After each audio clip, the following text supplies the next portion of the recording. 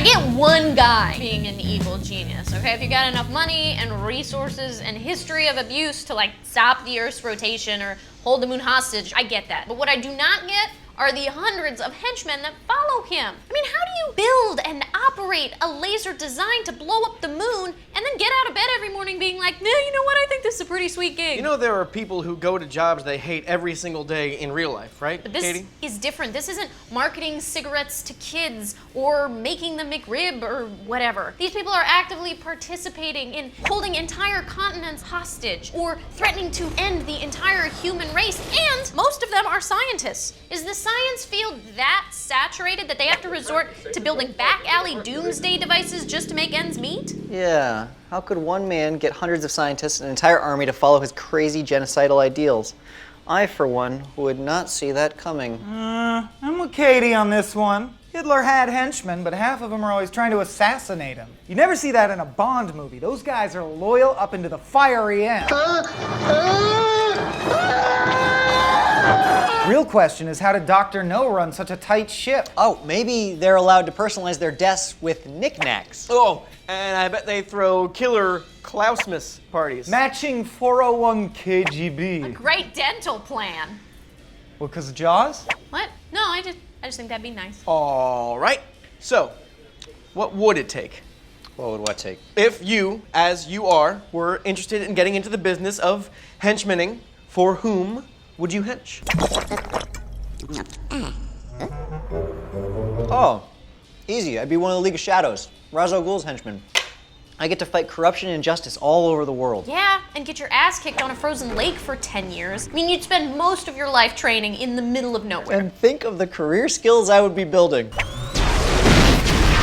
Also, unless Bruce Wayne learned to Batman in 3 months, that compound is in the middle of permanent winter. I mean, there is no weatherproofing whatsoever, just a bunch of open-air windows. Katie, you forget. I grew up on a ski mountain, where other people merely adopted the cold, I was born in it.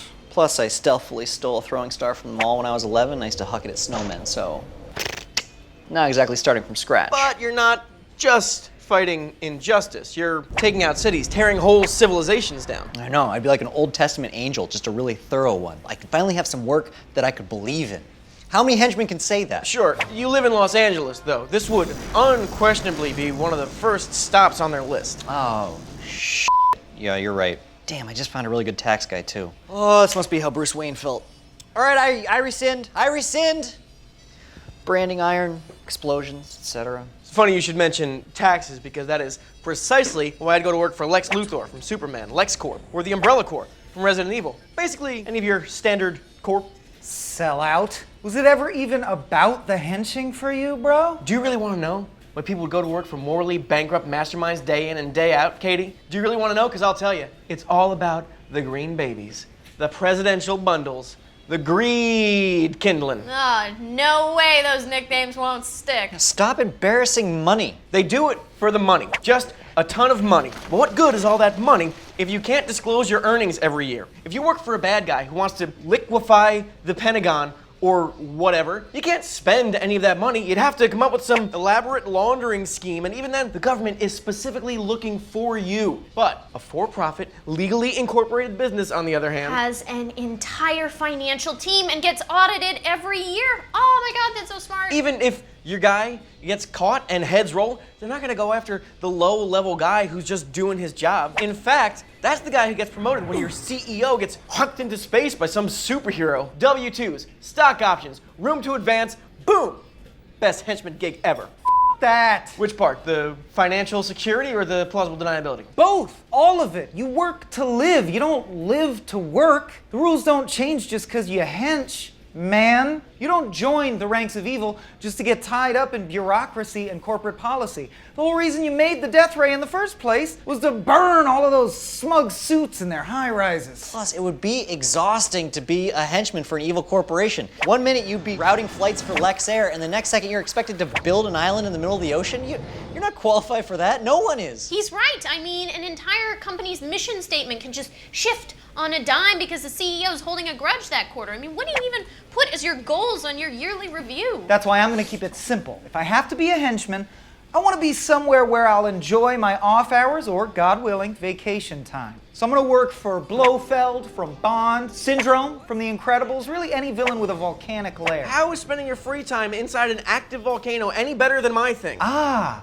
but it's not what's inside the volcano that counts, Daniel. Lava. It's what's outside. An island paradise. God, I'm such an idiot for always going first. I challenge you to name any movie with a single bleary-eyed, sleepy henchman in a volcano lair. You can't, because they're all spending their off hours recharging at the beach. Woo, sun, warm sapphire waters, white sand. Melanoma? Jellyfish? Sand? Again? Why do people think the beach is relaxing? Have you smelled it there? Fine, be a cubicle monkey, but while you're shuffling through W-2s at an H&R Block, I'm gonna be living outside of any government's jurisdiction, rent-free, on beachfront property with actual monkeys. When the hero drops by with a gun, those henchmen aren't just defending their lair, they're defending their sweet way of life. But you've seen what happens anytime there's a base in an active volcano. Either it erupts, killing everyone, or collapses into lava, killing everyone. So you die, fast. That's the cold hard truth of being a henchman.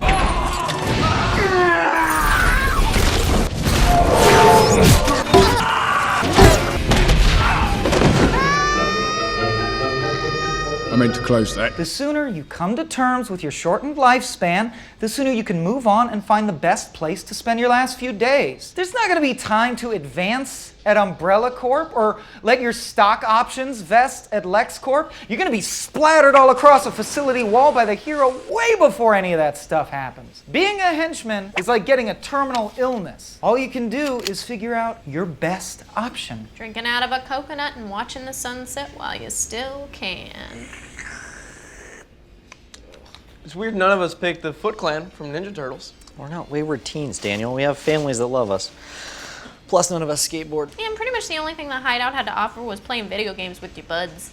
Online gaming would have ruined their entire infrastructure. That idiot April O'Neil really dropped the ball on that scoop, huh? Hey, be easy on April. Yeah. She's doing her best. Journalism is a tough racket. And wearing a jumpsuit is not easy. You have to pee. It takes you 20 minutes. Yeah, you have 'cause to get gotta- naked to pee, which is just weird always. Oh, everyone has to get naked to pee. Yeah. No, not fully naked. I do.